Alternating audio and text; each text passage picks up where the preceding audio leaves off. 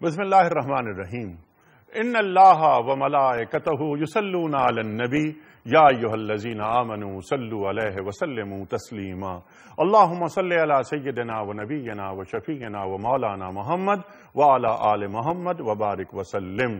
محترم خواتین و حضرات، السلام علیکم۔ پیام صبح کے ساتھ ایک بار پھر حاضر میں ہوں آپ کا میزبان انیق احمد۔ الحمدللہ سورہ بقرہ پہ گفتگو ہو رہی ہے اور رفتہ رفتہ ہم آگے بڑھ رہے ہیں، بلکہ اب یہ سورہ بقرہ بالکل آخری مراحل میں آ چکی ہے۔ 30واں سپارہ شروع ہو چکا ہے اور ہم بس اب تقریباً کو 1-1.5 رکوع یا 2 رکوع ایسے ہیں کہ جن کو مکمل کر کے ہم سورہ بقرہ کو مکمل کر لیں گے۔ اور خواتین و حضرات، جو آخری رکوع کی جو بات جب ہم پہنچیں گے تو ہمیں معلوم ہے کہ یہ وہ رکوع ہے کہ جو حالت معراج میں نازل ہوا، اور سرکار دو عالم صلی اللہ علیہ وآلہ وسلم نے یہ خوشخبری جب امت کو دی تو بہت خوش ہو کر دی کہ مجھے کس طرح کا تحفہ اور کیسا تحفہ مجھے آج اللہ تعالیٰ نے دے دیا ہے۔ انشاءاللہ اس پر ہم بات کریں گے۔ ہم نے کل بات کی تفصیل کے ساتھ آیت نمبر 259 کے حوالے سے، جس میں اللہ تعالیٰ ارشاد فرما رہا ہے کہ اس شخص کا ذکر، شخص کا نام نہیں بتایا گیا، لیکن ہمارے علماء نے ہمیں بتایا کہ وہ حضرت حزقیل علیہ السلام یا حضرت عزیر علیہ السلام کہ جن کے تعلق سے ان کا یہ واقعہ ہے کہ ان کا گزر ایک بستی سے ہوا اور بستی کی عمارتیں وہ جو اوندھی گری پڑی تھیں، تو اس شخص نے یعنی حضرت عزیر علیہ السلام نے یا حضرت حزقیل علیہ السلام نے یہ سوال کیا کہ یہ جو اوندھی پڑی ہوئی ہیں تو اے اللہ تو مردوں کو تو کیسے دوبارہ انہیں زندہ کر سکتا ہے، اور اس پر گفتگو بہت ساری ہوئی۔ تو اللہ تعالیٰ نے اس شخص کو وہ 100 سال کے لیے انہیں موت دے دی، اور 100 سال بعد جب وہ اٹھے تو معلوم یہ ہوا کہ جو کھانا رکھا ہوا تھا وہ ویسے ہی رکھا ہوا ہے، لیکن ان کا جو گدھا تھا اس کا پنجر رکھا ہوا ہے، یعنی اس کی ہڈیاں نکلی ہوئی ہیں، اور پھر اس پر تفصیل سے باتیں ہوئیں۔ اور ہمارے علماء نے ہمیں یہ تعلیم کیا کہ یہاں یہ مراد قوموں کا زندہ ہونا ہے، قوموں کا اٹھنا ہے، اس کا ایک تمثیلی رنگ یہ بھی ہے۔ اس پر تفصیلی بات ہماری کل مکمل ہوئی۔ خواتین و حضرات، یہ 259 نمبر سورہ بقرہ کی جو آیت ہے یہ مکمل ہوئی۔ 260ویں آیت پر انشاءاللہ تعالی آج ہم گفتگو کریں گے۔ بہت اہم آیت۔ خواتین و حضرات، حضرت ابراہیم علیہ السلام اللہ تعالیٰ سے سوال کر رہے ہیں کہ اے اللہ تعالیٰ، اے میرے رب، مجھے یہ بتائیے کہ آپ مردوں کو دوبارہ زندہ کیسے کرتے ہیں۔ اللہ تعالیٰ ارشاد فرما رہا ہے کہ اے ابراہیم، کیا تمہارا ایمان نہیں ہے؟ کہ ایمان تو ہے، لیکن میں دل کا اطمینان چاہتا ہوں۔ سوالات اٹھتے ہیں، ایک رسول اور جلیل القدر پیغمبر وہ اللہ تعالیٰ سے یہ سوال کر رہا ہے کہ آپ مردوں کو دوبارہ زندہ کیسے کریں گے، مجھے بتائیے۔ جبکہ ہمیں معلوم ہے کہ جب نمرود سے بھی مکالمہ ہوا 2 یا 3 آیات پہلے، تو نمرود سے جو تعارف کروا رہے ہیں حضرت ابراہیم علیہ السلام، تو وہاں بھی یہ بات کریں، میرا رب تو وہ ہے کہ ربی الذی یحیی و یمیت، میرا رب وہ ہے جو زندہ بھی کرتا ہے، جو مارتا بھی ہے۔ وہ واقعہ ہم پورا بیان کر چکے ہیں، تو میں وقت بچانے کے لیے اسے ریپیٹ نہیں کر رہا۔ خواتین و حضرات، حضرت ابراہیم علیہ السلام کا یہ مکالمہ، اس مکالمے کی روح کیا ہے، اس مکالمے کا مقصد کیا ہے؟ کیا یہ مکالمہ کوئی تمثیلی رنگ اختیار کیے ہوئے ہے کہ حضرت ابراہیم علیہ السلام سے جب یہ کہا جا رہا ہے کہ آپ ایسا کیجئے کہ 4 پرندے لے لیجئے، ان کو اپنے سے مانوس کیجئے، وہ ایک کبوتر، ایک مرغا اور ایک کوا اور مور، یہ 4 پرندے آپ نے لیے، انہیں کاٹا، ذبح کیا، پہاڑیوں پر رکھ دیا، اور اب ایسا کرو ابراہیم کہ انہیں آواز دو، بلاؤ، یہ دوڑے چلے آئیں گے۔ تو مفسرین کی ایک جماعت یہ بھی تحریر فرماتی ہے کہ 4 سمتوں سے لوگ آئیں گے، لبیک اللہم لبیک لبیک لا شریک لک لبیک ان الحمد والنعمت لک ولک الملک لا شریک لک۔ کیا اس کا تفسیری رنگ یہ بھی ہے؟ اس پر بھی ہم بات سیکھیں گے اپنے علماء سے۔ خواتین و حضرات، ایک نفس مطمئنہ ہوتا ہے، ایک مشاہدہ ہوتا ہے، ایک مشاہدہ عینی ہوتا ہے، اپنی آنکھ سے ہم دیکھتے ہیں۔ حضرت ابراہیم علیہ السلام کہ دل کا اطمینان چاہتا ہوں، ایمان تو ہوتا ہی ایمان بالغیب ہے، اور ایمان تو ہوتا ہی دل کے اطمینان کے ساتھ ہے۔ تو ایک پیغمبر، اور پیغمبر بھی کون؟ ابراہیم علیہ السلام، کیا وہ یہ سوال اس انداز سے کر سکتے ہیں یا اس کے کچھ اور نکات ہیں، اس کے اور پہلو ہیں، وہ ہم وہ جاننا چاہیں گے۔ خواتین و حضرات، تشریف فرما ہے محترم شجاع الدین شیخ صاحب، ممتاز عالم دین، سب آپ سے واقف ہیں، ہمارے ملک کا بہت معروف اور مقبول نام۔ آپ کے ساتھ تشریف فرما ہے محترم مفتی محمد عمران صاحب۔ خواتین و حضرات، مفتی عمران صاحب بھی ایک معروف، مقبول اور محبوب نام ہمارے ملک کا۔ جب بھی آپ دونوں حضرات تشریف لاتے ہیں، بلکہ ہر شخص جو یہاں تشریف لاتا ہے، ہمارے یعنی علماء جو آتے ہیں، کبھی ایسا نہیں ہوا کہ ہم نے ان سے نہ سیکھا ہو۔ ہمارے علماء کو اللہ تعالیٰ سلامت رکھے کہ ان کی وجہ سے ہماری علم کمی دور ہوتی ہے اور نئے نئے پہلو سامنے آتے ہیں، اور عہد کا لمس، یعنی قرآن کریم کی یہ آیت اور یہ جو مسلسل آیات آگے بڑھ رہی ہیں، یہ آیات ہم سے کیا تقاضا کر رہی ہیں، یہ ہمارے علماء ہمیں تعلیم کرتے ہیں۔ پروگرام کا آغاز کرتے ہیں اللہ تعالیٰ کے بابرکت نام سے، سورہ بقرہ آیت نمبر 260۔ اعوذ باللہ من الشیطان الرجیم،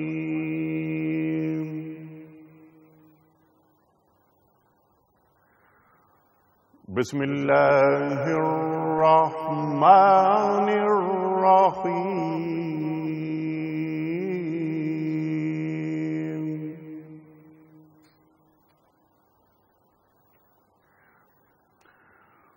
وَإِذْ قَالَ إِبْرَاهِيمُ رَبِّ أَرِنِي كَيْفَ تُحْيِي الْمَوْتَى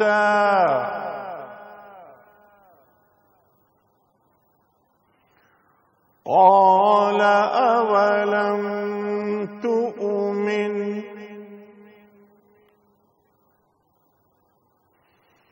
قال بلى ولكن ليطمئن قلبي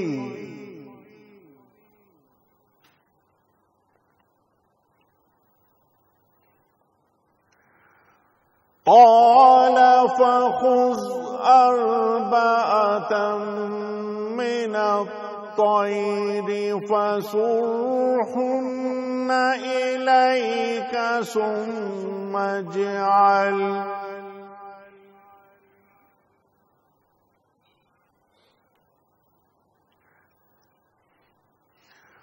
قال فخذ أربعة من الطير فصرهن إليك ثم اجعل على كل جبل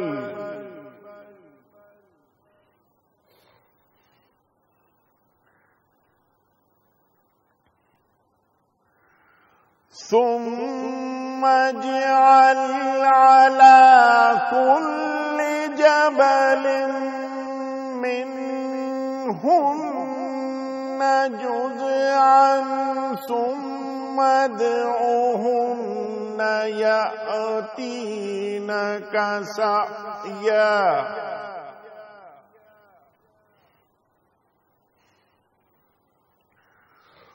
ثم ادعهن يأتينك سعيا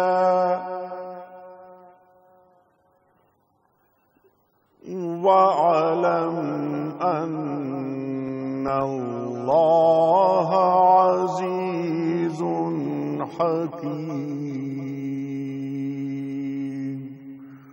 صدق الله العظيم۔ سورہ بقرہ آیت نمبر 260، اللہ تعالیٰ ارشاد فرما رہا ہے کہ اور وہ واقعہ بھی پیش نظر رہے جب ابراہیم علیہ السلام نے کہا تھا کہ میرے مالک مجھے دکھا دے تو مردوں کو کیسے زندہ کرتا ہے۔ فرمایا کیا تو ایمان نہیں رکھتا؟ اس نے عرض کیا ایمان تو رکھتا ہوں مگر دل کا اطمینان درکار ہے۔ فرمایا اچھا تو 4 پرندے لے اور ان کو اپنے سے مانوس کر لے، پھر ان کا ایک ایک جز ایک ایک پہاڑ پر رکھ دے، پھر ان کو پکار، وہ تیرے پاس دوڑے چلے آئیں گے۔ خوب جان لے کہ اللہ نہایت با اقتدار اور حکیم ہے۔ صدق اللہ العظیم۔ خواتین و حضرات، اس سے پہلے کہ پہلا سوال رکھوں میں اس آیت کے ذیل میں شیخ صاحب کی خدمت میں کل کے پوچھے گئے سوال کا درست جواب اور آج کا سوال۔ کل کا سوال یہ تھا کہ بنی اسرائیل کن کو کہتے ہیں؟ درست جواب حضرت یعقوب علیہ السلام کی اولاد کو۔ آج کا سوال نوٹ فرما لیجئے۔ حضرت محمد مصطفیٰ احمد مجتبیٰ صلی اللہ علیہ وآلہ وسلم نے سب سے پہلی کون سی جنگ میں چچاؤں کے ساتھ شرکت کی؟ سرکار دو عالم صلی اللہ علیہ وآلہ وسلم نے سب سے پہلے کون سی جنگ میں چچاؤں کے ساتھ شرکت کی؟ جنگ فجار، جنگ تبوک یا جنگ خندق؟ 3 آپشنز۔ جو آپشن آپ درست سمجھتے ہوں روانہ فرمائیے۔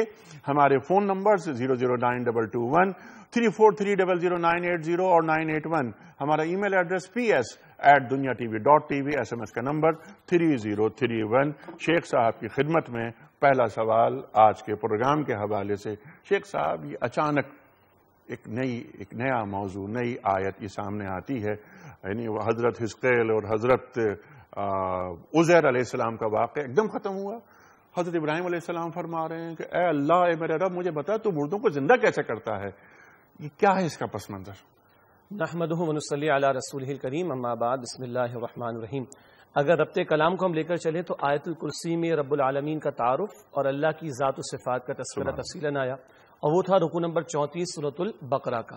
اب یہ 35واں رکوع ہے، اس میں 3 واقعات بیان ہوئے ہیں۔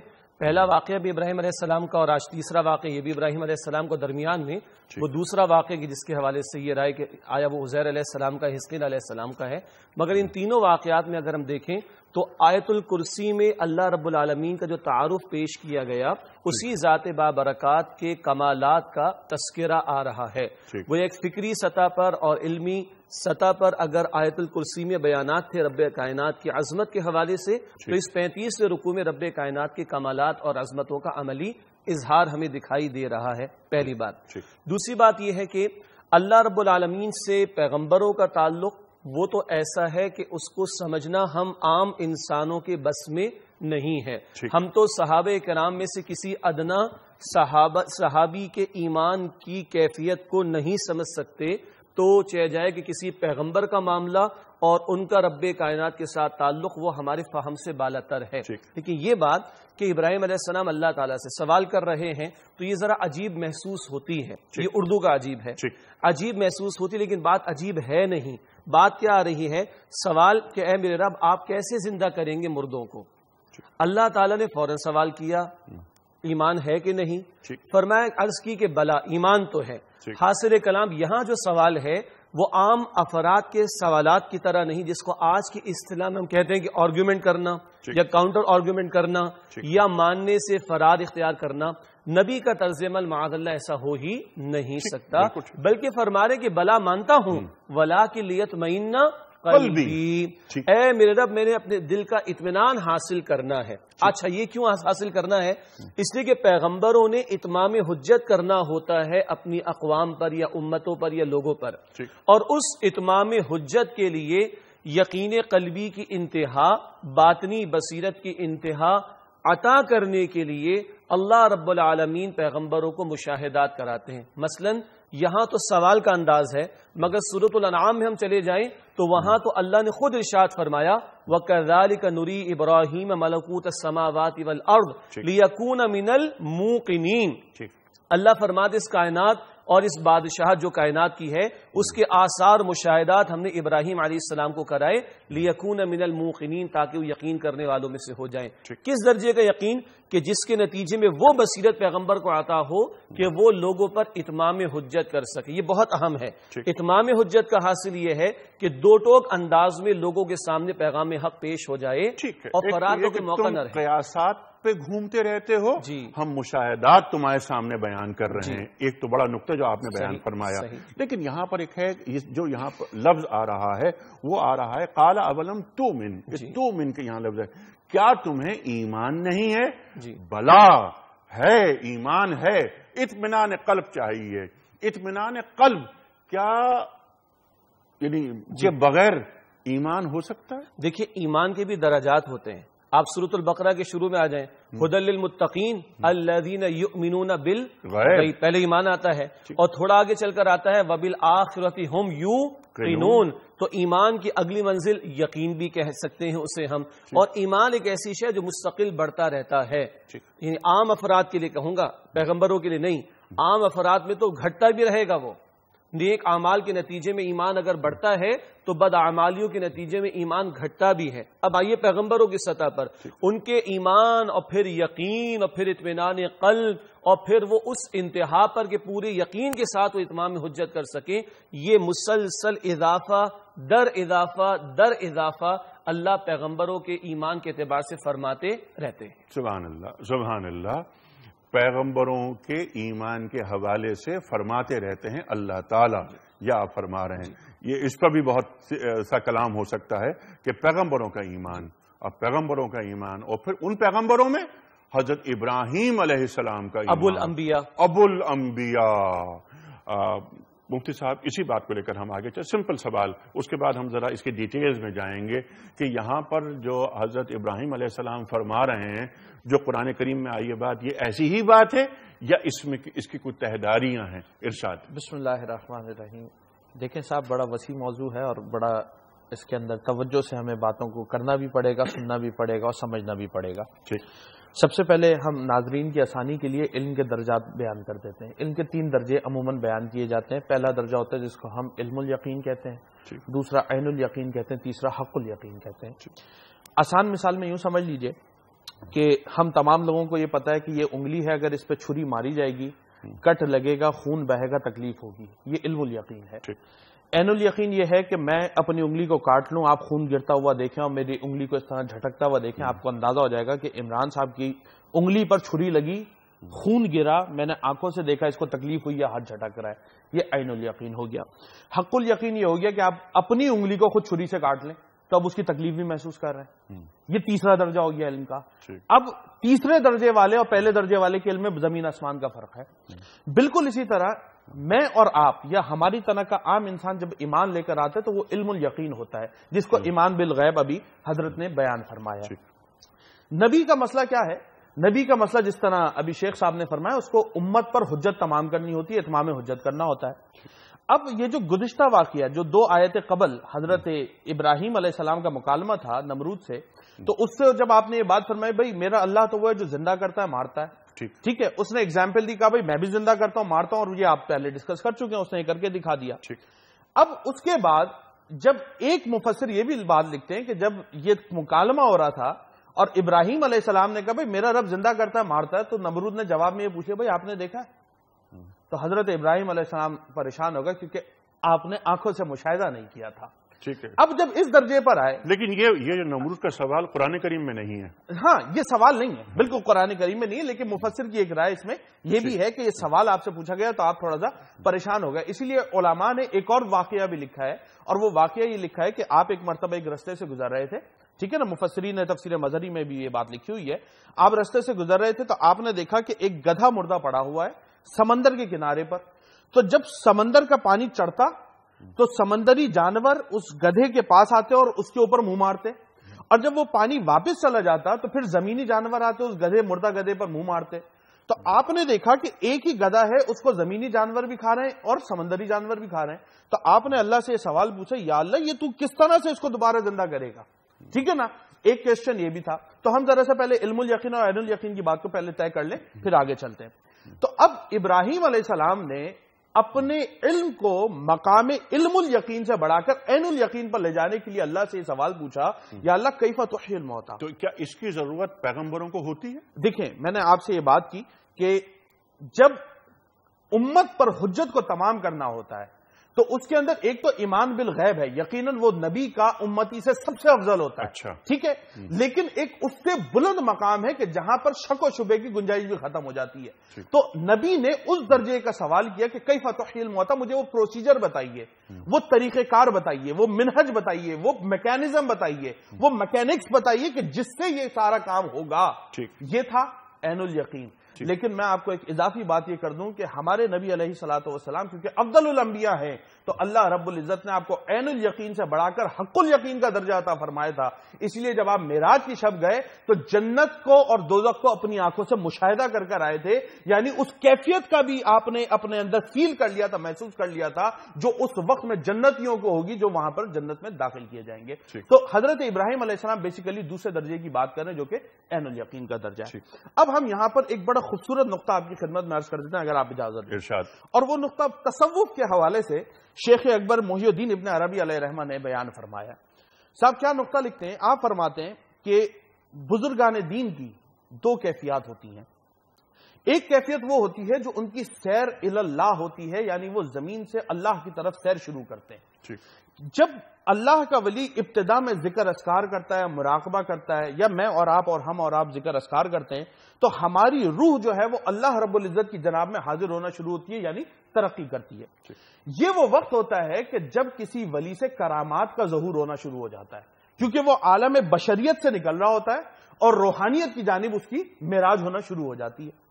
جب وہ اللہ تک پہنچ جاتا ہے، جس کو ہم واصل باللہ کا درجہ کہتے ہیں تصوف کی اصطلاح میں، اس کے بعد کہتے ہیں کہ من جانب اللہ اس کو یہ حکم ہوتا ہے کہ اب تمہاری ذمہ داری یہ ہے کہ مخلوق میں جا کر مخلوق کو اللہ سے ملاؤ.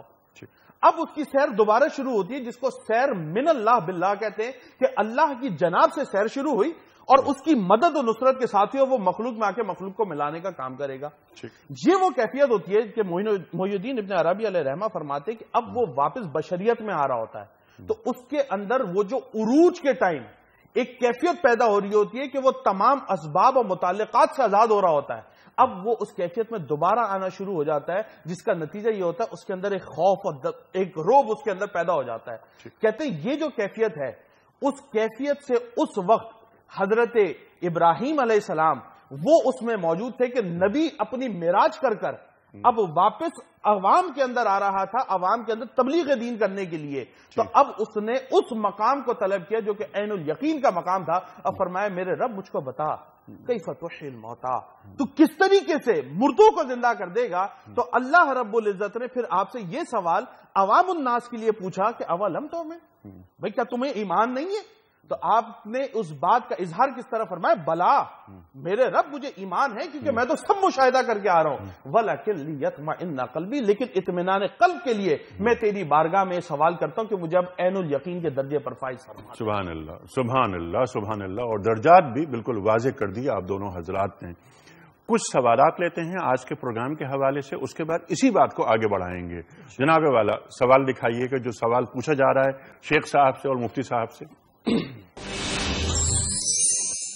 میرا آپ سے یہ سوال ہے کہ حضرت ابراہیم علیہ السلام نے جو اللہ تعالیٰ سے سوال کیا تھا کہ وہ مردوں کو زندہ کر سکتے ہیں، تو کیا ایک رسول اللہ سے یہ سوال کر سکتا ہے؟ پلیز آپ مجھے اس بارے میں گائیڈ کریں. Thank you. اچھا اس پر تو گفتگو میرا خیال ہے کہ تفصیل سے ہو گئی ہے سوال کے تعلق. اللہ تعالیٰ فرما رہے ہیں اپنے کلام میں کہ ابراہیم علیہ السلام یہ سوال کر چکے ہیں اور اللہ تو آگے پورا جواب عطا کر رہے ہیں، تو اب ہمارے لیے کوئی سوال کرنے کی گنجائش بچتی نہیں ہے. ادھر میں ایک بات اور بڑی اچھی سی ایڈ کر دوں. یہ بات تو شیخ صاحب نے وضاحت کر دی ہے کہ بھائی رسول اللہ سے پوچھ سکتا ہے اور اللہ خود فرما رہا ہے قرآن حکیم میں. لیکن ہمارے معاشرے کا ایک بہت بڑا مسئلہ ہے. وہ مسئلہ یہ کہ اگر شاگرد استاد سے 2-3 سوال پوچھ لے نا تو وہ ذرا سا موڈ خراب ہو جاتا ہے. اور بالخصوص جو اہل تصوف لوگ ہیں، میں بڑی معذرت سے تمام اہل تصوف حضرات سے مائک اس پہ ٹی وی میں معافی مانگ کے کہہ رہا ہوں، وہ مسئلہ یہ ہوتا ہے کہ اگر کوئی مرید اپنے شیخ سے کوئی سوال پوچھ لے نا تو شیخ صاحب کا موڈ خراب ہو جاتا ہے. کیا مطلب ہے بھائی؟ تمہیں ہماری کیا تصوف اور ہمارے ذاکر اللہ ہونے پر کوئی شک موجود ہے؟ تو آپ دیکھیے قرآن حکیم ہم کو یہ بتا رہا ہے کہ نبی بھی اطمینان قلب کے لیے اللہ کی بارگاہ میں سوال کر سکتا ہے. تو جب نبی اللہ سے کر سکتا ہے تو ایک مرید اپنے شیخ سے سوال کر کے اپنی اصلاح کر سکتا ہے. تو میرا خیال ہے ہمیں اس میں نرم گوشہ رکھتے ہوئے اپنے مریدوں کی اصلاح بھی اسی اعتبار سے کریں. ایک تو اصلاح کی بات مفتی صاحب، دوسری بات ہے کہ اطمینان قلب. بالکل شکوک و شبہات کو رفع کر دینا. اطمینان قلب ٹھیک ہے، میں اپنے شیخ کی بات کو تو مانتا ہوں لیکن سوال کرنے کا اختیار مجھے ہے. ہاں بے تک سوالات نہیں کرنے چاہیے.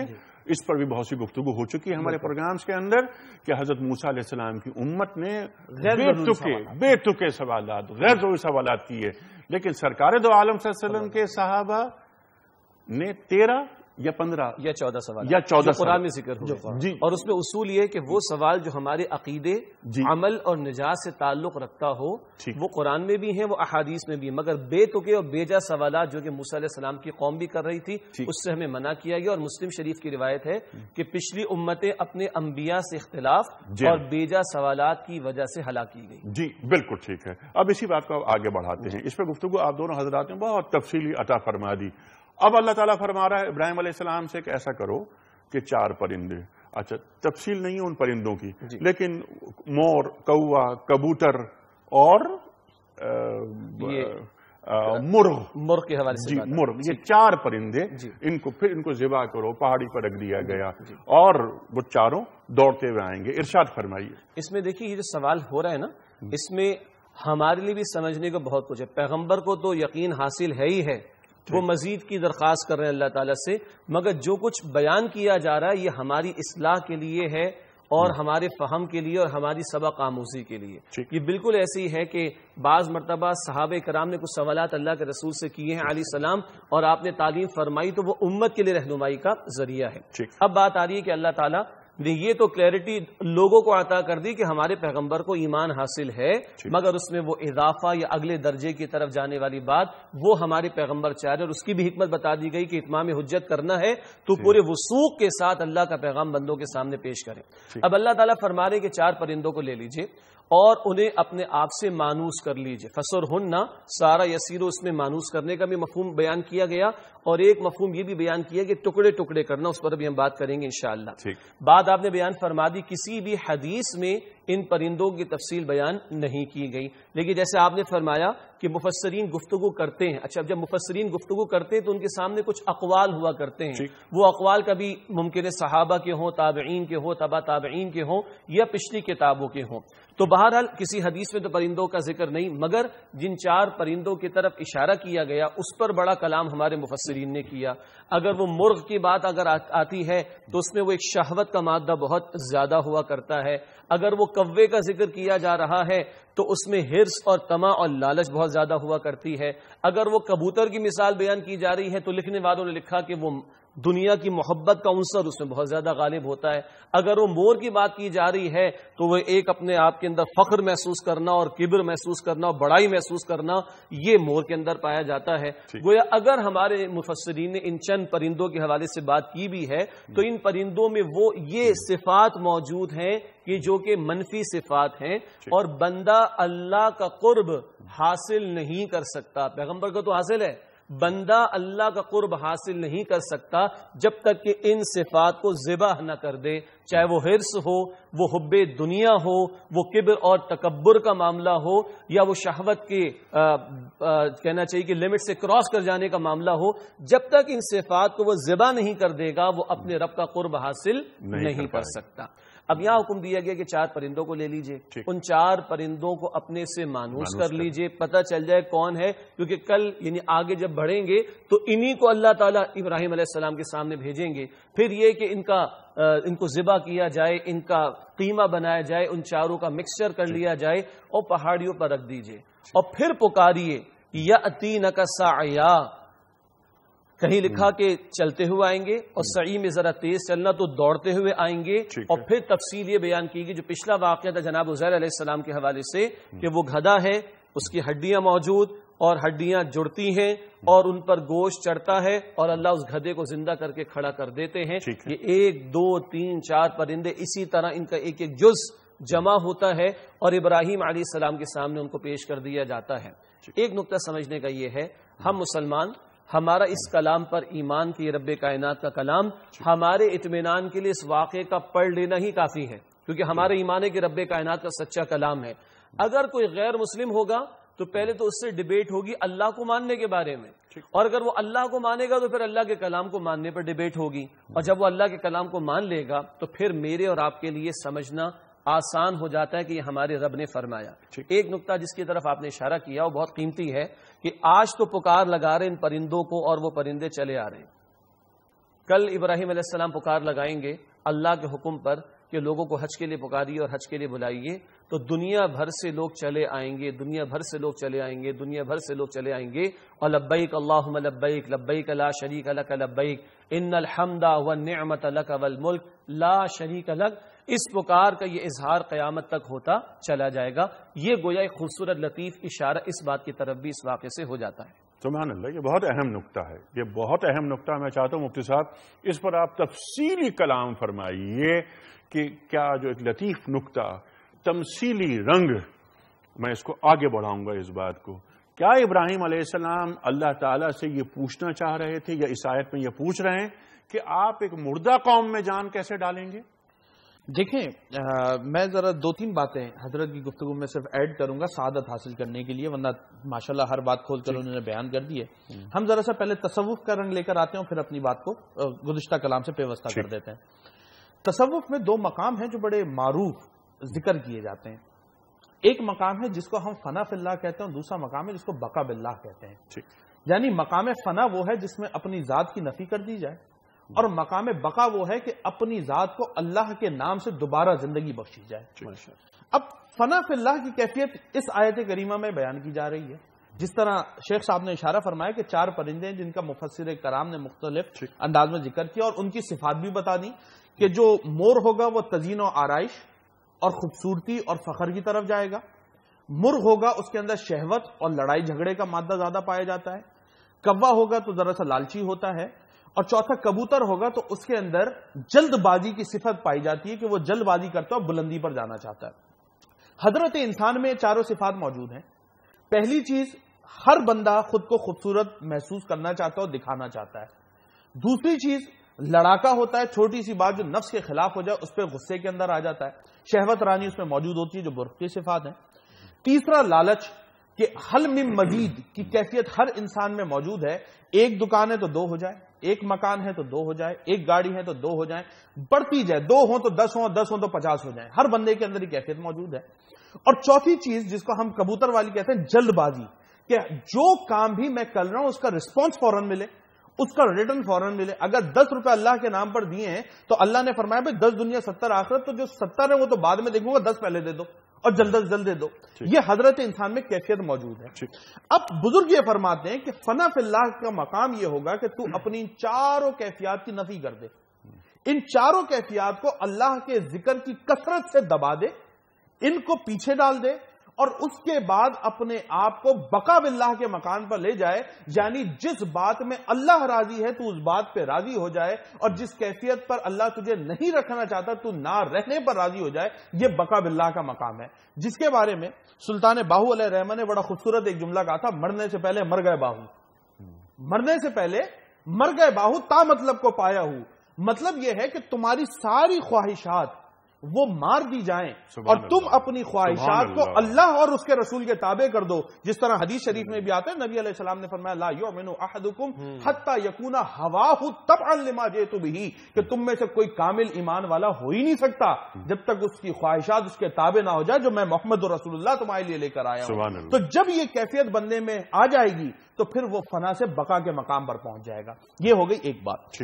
اب آتے ہیں اس لطیف نقطے کی طرف جو حضرت نے حج کے بارے میں فرمایا، تو یقیناً اس میں ایک اشارہ یہ بھی موجود ہے کہ اللہ رب العزت حضرت ابراہیم علیہ السلام کو ہی یہ مقام و مرتبہ عطا فرمائے گا کہ جب ان کی پکار ہوگی کہ اے لوگوں تم آ جاؤ اللہ کے گھر کی طرف، تو جوک در جوک لوگ ادھر آئیں گے، نہ رنگ و نسل کا امتیاز ہوگا، چاروں سمتوں سے آئیں گے، رنگ و نسل کے امتیاز کے بغیر، علم اور عمل کے امتیاز کے بغیر، یہاں تک کہ ان کی جو اندر کی کیفیات ہوں گی وہ مختلف ہوں گی، لیکن صرف ایک کلمہ ہوگا جو لا الہ الا اللہ محمد رسول اللہ کا کلمہ ہوگا، یا لا الہ الا اللہ کی بات ہوگی جو ان کو ایک مقام پر اکٹھا کرے گی، اور اللہ رب العزت اس امت کو اس عمل کے صدقے میں زندگی عطا فرما دے گا۔ سبحان اللہ، سبحان اللہ۔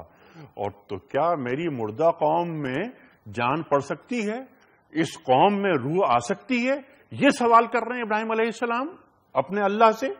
مفتی ڈاکٹر صاحب، ایک بات سے بات نکلتی ہے آگے، یہ جو پرندوں کی صفات کا ذکر آیا اور ان کو مار دینے، یعنی صفات کو مار دینے کے نتیجے میں بلندی کے ملنے کا ذکر آیا، اور پھر اس کو ہم نے ایک تمثیل کے اعتبار سے حج کے مرحلے سے جوڑا، تو ذرا غور کیجئے حج کیا ہے؟ وہ تزئین تو ختم ہو جاتی ہے، دو سفید چادریں پہن کے بندہ جا رہا ہے، سر کو ڈھانپ نہیں سکتا، اور چہرے پر وہ اگر وضو بھی کر رہا ہے حالت احرام میں تو رگڑ نہیں سکتا کہ دو چار بال نہ گر جائیں، اگر تمہارے اوپر مٹی لگتی ہے تو لگنے دو، حج کے لیے جا رہا ہے تو اپنے گھر کو، اپنے کاروبار کو، بیوی بچوں کو، اپنے یہاں کے سارے بینک بیلنس کو، ساری جائیدادوں کو چھوڑے چلا جا رہا ہے، کفن لپیٹ کے جا رہا ہے، دو چادریں ہیں جی، جو آخرت کی منزل کی یاد دہانی ہے۔ اسی طرح تھوڑا سا سامان لے کر اگر جا رہا ہے یہاں سے تو وہ بڑا سوٹ کیس کہیں ہوٹل میں چھوڑ دے گا، مینا کے خیموں کے اندر ہوگا تو بڑا مختصر سامان، اگر عرفات میں کھڑا ہے تو کھلے آسمان تلے ہے، تھوڑی دیر کے لیے کیمپ پہ بھی آ جائے گا، اور مزدلفہ کی رات گزارے گا تو وہاں تو اس کو چٹائی پر ہی لیٹنا پڑے گا۔ تو یہ نفس کی خواہشات کی بھی نفی ہو رہی ہے، حب دنیا کی بھی نفی ہو رہی ہے، اور اپنی تزئین اور آرائش اور تکبر کی بھی نفی ہو رہی ہے، اور حل میں مزید کی بھی نفی ہو رہی ہے۔ مزید اگر ہے تو وہ ایک شے ہے، وہ ہے لبیک اللہم لبیک، اللہ تو نے مجھے پکارا تو میں حاضر، اور میرا سب کچھ تیرے لیے قربان کرنے کے لیے میں تیار، اور تو مجھے مل جائے، یہی میری زندگی کا ہو جائے مقصد۔ ان صلاتی و نسکی و محیایا و مماتی للہ رب العالمین۔ سبحان اللہ سبحان اللہ۔ اور جب میں یہ کام کرنا چاہتا ہوں، میں اپنی مردہ قوم میں روح پھونکنا چاہ رہا ہوں، تو اس کا طریقہ مجھے بتا۔ پھر دیگر آیات میں معلوم ہوتا ہے کہ دعائے ابراہیم ہیں سرکار دو عالم صلی اللہ علیہ وآلہ وسلم۔ بعض مفسرین نے تو کچھ انبیاء کے نام بھی دیے ہیں کہ یہ جو 4 پرندے ہیں، اس میں یہ کہ 4 نسلیں، کہ حضرت یوسف علیہ السلام تک بات آگے جا رہی ہے۔ پھر اس کے بعد عیسیٰ علیہ السلام اور سرکار دو عالم صلی اللہ علیہ وسلم کی آمد، یعنی اسماعیل، اسحاق، یعقوب، یوسف، اور اس کے بعد عیسیٰ علیہ السلام سے لے کر سرکار دو عالم صلی اللہ علیہ وسلم تک۔ لیکن ہم اس پر آگے آئیں گے، لیکن میں یہ بات ضرور رکھوں گا آپ کے سامنے کہ اللہ تعالی حضرت ابراہیم علیہ السلام کو تعلیم کر رہا ہے، وہ دعائیں سکھا رہا ہے کہ تمہیں مردہ قوم میں جان ڈالنے کے لیے تمہیں کیا کرنا ہے۔ یہ جو آپ نے بات فرمائی کہ ان صلاتی و نسکی و محیایا و مماتی للہ رب العالمین، یہ دعا بھی ابراہیم علیہ السلام نے ہمیں سکھائی ہے، انہی کے ذریعے دعا، انہوں نے دعا مانگی، اور سنت ابراہیمی کے نتیجے میں ہم قربانی جو پیش کرتے ہیں اس میں بھی یہ دعا نبی اکرم صلی اللہ علیہ وسلم نے دعا، قربانی کی دعا میں شامل فرما کر ہمیں بتا دی۔ سبحان اللہ سبحان اللہ، اللہ بس باقی ابس۔ ایک سوال میں چاہتا ہوں کم از کم اور رکھیں، جو ویڈیو کوئسچنز کچھ لوگ آپ سے بات کرنا چاہ رہے ہیں، سوال رکھا ہے، جناب والا سوال دکھائیے۔ السلام علیکم منیف صاحب، کیا حضرت ابراہیم علیہ السلام کی سیرت کو دیکھ کر، ان کے کردار کو مثال بنا کر یہودی، عیسائی، مسلمان ایک دوسرے کے قریب آ سکتے ہیں؟ کیونکہ حضرت ابراہیم علیہ السلام کی تینوں ہی اولادیں ہیں۔ بہت اچھا سوال ہے یہ، بہت اچھا سوال، اور ہم تو درود ابراہیمی پڑھتے ہیں، تو درود ابراہیمی سے بھی ایک تعلق ہے، لیکن وہ ہمارا موضوع بحث نہیں ہے۔ تینوں کزنز ہیں، مسلمان، امت محمدیہ کا حصہ ہم ہیں صلی اللہ علیہ وسلم، اور ہم نے دعوت قبول کر لی، اور وہ دعوت ہے، ہم امت اجابت ہیں۔ تو ابراہیم علیہ السلام کی سیرت کو، اسوے کو سامنے رکھتے ہوئے، اور قرآن کریم ارشاد فرما رہا ہے 2 اسووں کے تعلق سے، لقد کان لکم فی رسول اللہ اسوۃ حسنہ، ہمارے رسول کا اسوہ، اور ابراہیم علیہ السلام، اور والذین معہ، بالکل وہاں بھی یہ بات ہو رہی کہ وہ لوگ جو ان کے ساتھ ہیں ان کا اسوہ۔ کیا ابراہیم علیہ السلام کا اسوہ بائنڈنگ فورس بن سکتا ہے؟ دیکھیے، یہ گفتگو ہماری ان نشستوں میں آ چکی ہے۔ جب ہم سورۃ البقرہ کا مطالعہ کر رہے تھے تو اولاً بنی اسرائیل کا ذکر آیا، بنی اسرائیل میں آگے چل کر یہود بھی ہیں اور نصارہ بھی شامل ہیں، اور مشرکین عرب بھی مکہ مکرمہ میں اور دیگر علاقوں میں موجود تھے۔ جب پہلے پارے کا اختتام ہو رہا تھا تو ابراہیم علیہ السلام کے تعلق سے 2 رکوع ہمارے سامنے آئے تھے، وہاں یقیناً یہ بات زیر گفتگو آئی تھی کہ ابراہیم علیہ السلام کی شخصیت ایک سینٹرل فگر تھی، ایک مرکزی شخصیت تھی کہ مشرکین عرب بھی انہیں اون کرتے تھے، یہود بھی انہیں اون کرتے تھے، نصارہ بھی انہیں اون کرتے تھے، اور ہم تو ان کو اون کرتے ہی کرتے ہیں۔ ہمیں تو کہا ملت ابی کو ابراہیم، تم اپنے والد ابراہیم علیہ السلام کی ملت، ان کے طریقے پر ہو۔ اس سے ایک اصول یہ بھی ملتا ہے کہ جب مختلف نوعیت کے اختلافات ہوں اور ویرنگ قسم کے اوپینینز ویوز ہوں تو وہاں بات شروع ہونی چاہیے کسی کامن فیکٹر سے۔ تو ان سب کے نزدیک جو کامن فیکٹر تھے وہ ابراہیم علیہ الصلوۃ والسلام تھے، سینٹرل فگر تھے۔ چنانچہ ان کا تذکرہ کر کے مشرکین عرب کو دعوت توحید پیش کی گئی. انہی کا تذکرہ کر کے یہود و نصارہ کو یہ بتایا جا رہا ہے کہ پیروی اپنی خواہشات کی نہ ہو، پیروی ہو حق جو اللہ کے پیغمبر تمہیں لا کر دے اس کی. چنانچہ ابراہیم علیہ السلام کو سامنے رکھ کر قرآن یہ بھی کہتا ہے، سورہ نساء میں غالباً آتا ہے کہ ان اولی الناس بابراہیم للذین اتبعوہ وہذا النبی والذین آمنوا معہ. ابراہیم علیہ السلام کے قریب ترین تو وہ لوگ ہیں کہ جنہوں نے ابراہیم علیہ السلام کی اتباع کی، پیروی کی، اور یہ نبی صلی اللہ علیہ وسلم ان کے قریب ہے، کیوں یہ ان کے طریقے پر ہیں، اور جو نبی علیہ السلام پر ایمان لائے وہ ان کے ساتھ ہیں. حاصل کلام ابراہیم علیہ السلام کی ذات سے بات شروع کر کے حق کی دعوت آج ان تمام طبقات کو، خاص طور پر یہود و نصارہ کو دی جا سکتی ہے، اور ان کامن فیکٹر سے بات شروع کر کے پھر حق کی طرف ان کو لایا جا سکتا ہے. یہی ابراہیم ہیں جن کی دعا کے نتیجے میں نبی اکرم صلی اللہ علیہ وسلم تشریف لائے. یتلو علیہم آیاتہ ویزکیہم ویعلمہم الکتاب والحکمہ. وہی ابراہیم ہیں جن کی نسل میں آگے موسیٰ علیہ السلام آتے ہیں، اور موسیٰ علیہ السلام کزنز کا ذکر کرتے ہیں کہ اللہ تمہاری طرح اللہ تمہارے بھائیوں میں ایک رسول کو بھیجے گا اور اس کے منہ میں اپنا کلام ڈالے گا. تو موسیٰ علیہ السلام بھی آخری رسول کی بشارت دے رہے ہیں. عیسیٰ علیہ السلام بھی فرما رہے ہیں بہت کچھ میرے پاس ہے مگر میں تمہارے سامنے بھی پریزنٹ نہیں کر سکتا، مگر جب وہ آئے گا He would be the mercy for all the worlds. وہ رحمت للعالمین ہوں گے. وہ جب آئے گا تو ساری دنیا کو عدل سے بھر دے گا. تو ابراہیم ہوں، موسیٰ ہوں، عیسیٰ ہوں، سب بشارت دے گئے نبی اکرم علیہ الصلوۃ والسلام کی. سبحان اللہ سبحان اللہ. اسی بچی کا سوال پر ہم پروگرام ختم کر رہے ہیں، اور یہ والم ان اللہ عزیز حکیم، یہ بھی بہت اہم ہے کہ یہاں پر عزیز اور حکیم یہ اللہ تعالیٰ کی دو صفات کیوں رکھی گئی ہیں، اس پر بھی میں چاہتا ہوں کچھ بات آپ فرمائیں. اور تعالوا الی کلمۃ سواء بیننا و بینکم اللہ نعبد الا اللہ. وہ جو آپ نے بائنڈنگ فورس کی بات کی، کون سا نقطہ ہے؟ وہ نقطہ توحید ہے جس پر مسلمان، یہودی، عیسائی سب ایک ہو سکتے ہیں. اللہ کو ایک مانو، توحید خالص. ارشاد. دیکھیں اصل میں بات یہ ہے کہ جس طرح ہماری بہن نے یہ بات کی ہے، بات تو یقیناً ایسی ہی ہے اور ایسی ہی ہونی چاہیے.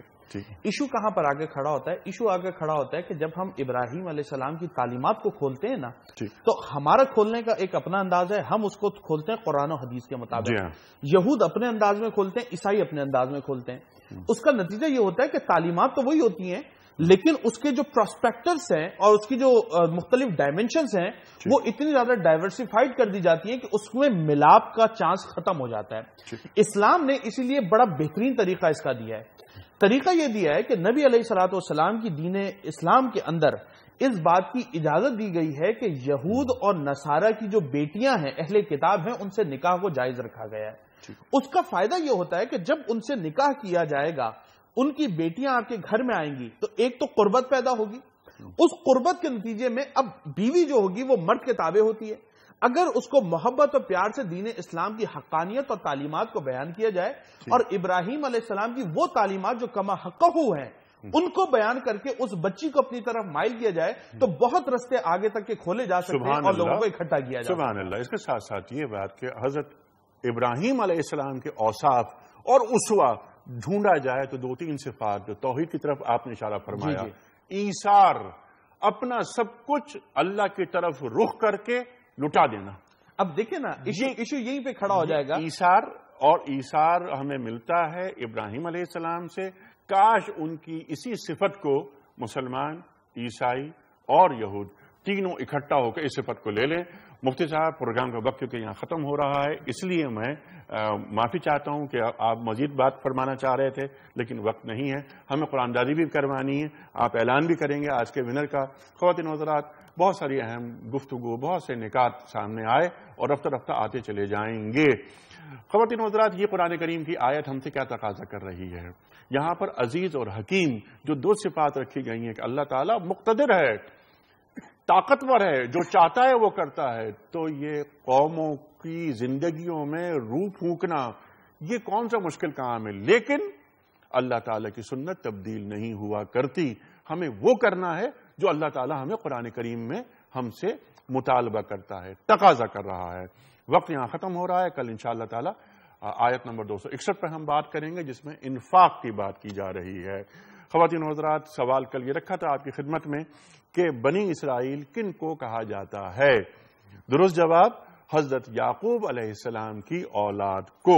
بہت سارے سوالات، بہت سارے جوابات آئے ہمارے پاس، اور ہم یہ چاہتے ہیں کہ قرآن دازی کے ذریعے ایک ہم انعام روزانہ کی طرح آج بھی ایک انعام پیش کریں اپنے ایک محترم ناظر کی خدمت میں۔ یہ پرچی نکال دی شیخ صاحب نے، اور یہ پرچی میں نے بغیر دیکھے پیش کر دی مفتی عمران صاحب کی خدمت میں۔ کون ہے ونر آج کے سر؟ نام ہے جناب فریحہ، کراچی سے ان کا تعلق۔ اچھا، فریحہ صاحبہ کراچی سے، آپ کو دنیا ٹی وی کی جانب سے کتابوں کا تحفہ مبارک ہو۔ آج کا سوال نوٹ فرما لیجئے، سرکار دو عالم صلی اللہ علیہ وآلہ وسلم نے سب سے پہلے کون سی جنگ میں اپنے چچاؤں کے ساتھ شرکت کی؟ 3 آپشنز، جنگ فجار، جنگ تبوک یا جنگ خندق۔ درست جواب روانہ فرمانے کے لیے ہمارے فون نمبرز 009221343000980 اور 981، ہمارا ای میل ایڈریس ps@dunyatv.tv، ہمارا SMS کا نمبر 3031۔ پروگرام کا اختتام ہوتا ہے آج کی بات پر، اور قول ہوتا ہے صاحب نہج البلاغہ امیر المومنین حضرت علی مرتضیٰ کرم اللہ وجہہ کا۔ آپ فرماتے ہیں، اور کتنا خوبصورت قول، کتنا مختصر، آپ فرما رہے ہیں کہ سلامتی تنہائی میں ہے، سلامتی تنہائی میں ہے۔ انیق احمد کو کل تک کے لیے اجازت، خدا حافظ۔